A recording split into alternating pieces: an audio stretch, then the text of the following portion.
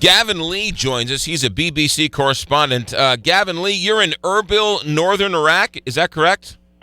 It is. I've spent the day, just to give you a sense of what's been going on today, in the Al-Hazal refugee camp, about 15 miles from Mosul. Mosul's in ISIS complete control. We were 2 checkpoints away. It was too dangerous for us to go any further than that. We could see, in fact, some of the ISIS fighters, these Sunni extremist fighters, who had got telephoto lenses, and they were checking out, monitoring the checkpoint where the Peshmerga, the so-called Iraqi Kurdish forces, were protecting the people in this refugee camp. So what I can report from there is there seems to be a settled standoff where you have the edge of this new established ISIS territory hasn't moved any further eastwards towards where we were. The fighters are clearly pushing south towards Baghdad, east towards the Syrian border, and there are several hundred white UN tents there, about 1,500 people. I've stayed in a lot of refugee camps and seen them in the Middle East. Okay standards in terms of what you have for a bleak situation, relatively clean, but people talk about being terrified of the bombings that they fear will come soon, and that's why they're in there. They say that ISIS is getting bigger. What does that mean? Are people joining their cause as they go along? I think that seems to be the case. Certainly, intelligence analysts are saying it is a bleak picture when you have basically the tip of the spear fighting is carried out by the ISIS groups that have come across from Syria.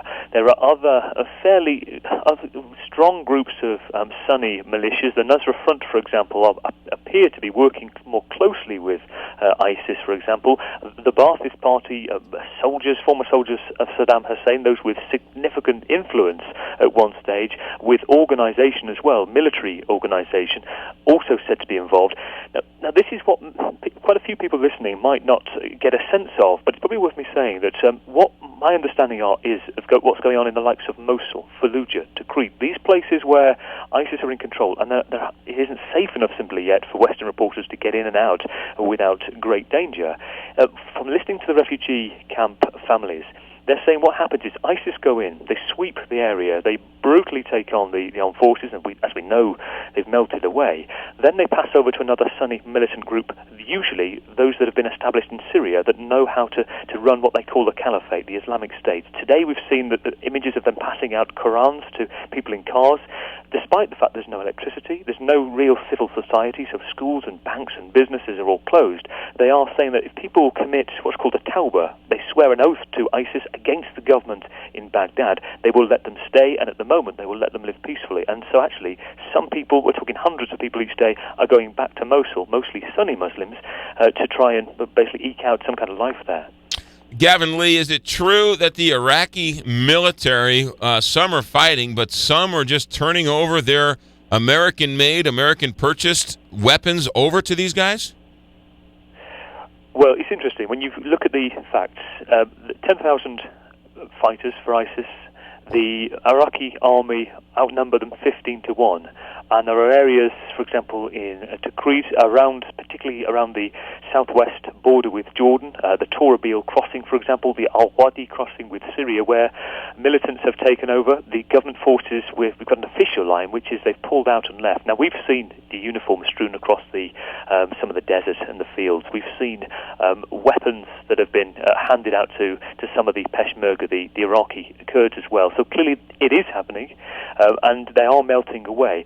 And that is a concern.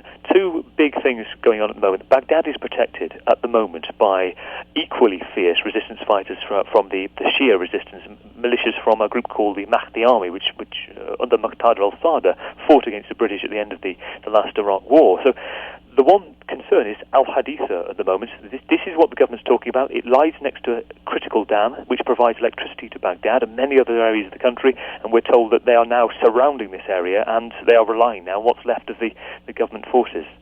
Al-Qaeda, is it true that Al-Qaeda said to ISIS, you're too out there, we don't want to be associated with you? It's a good question. It's not as simple as that. I've asked a lot of people about that since I've been here.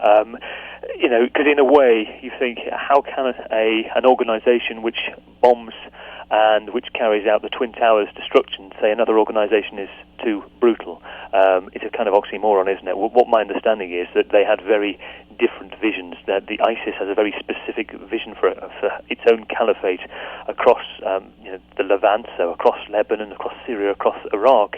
Al-Qaeda wanted, with a different leadership, under, of course, bin Laden at one stage, it became more of an ideology, whereas the leader of ISIS, who's sort of broken away, Abu Bakr al-Baghdadi, who spent 3 years in American prison in Iraq, he has his own vision, far more organized, getting help from some of the Ba'athist Party members of Saddam's party.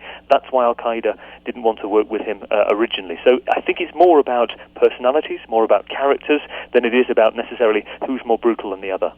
U.S. is sending those 300 military advisors, and we've been told, or there have been reports, that possibly they are in danger. What do you think?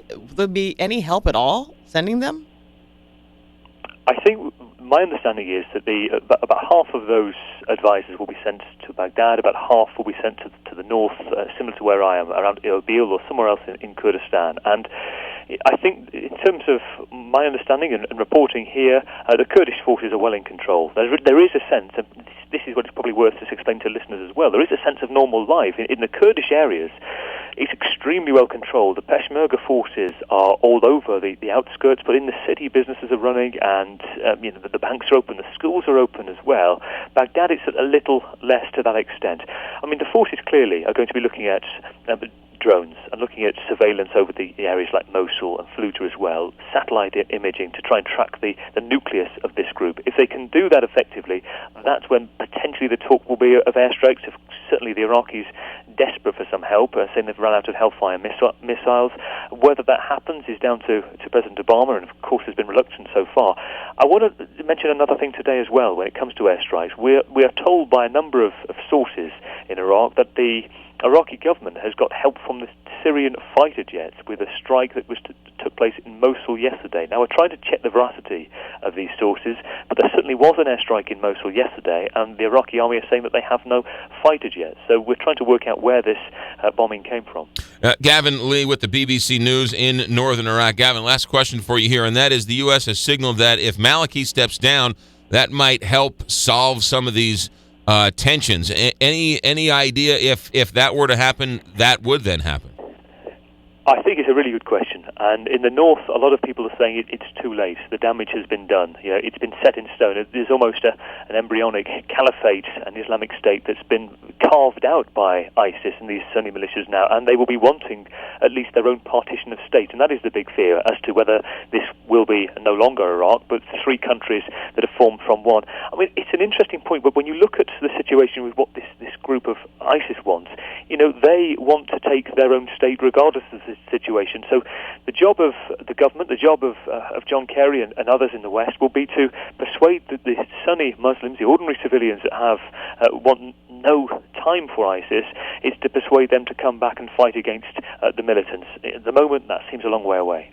Gavin Lee, BBC News correspondent, live in Erbil, northern Iraq. Gavin, be safe, and thanks for checking in. Speak soon. Bye. 7:28 here, Big 550.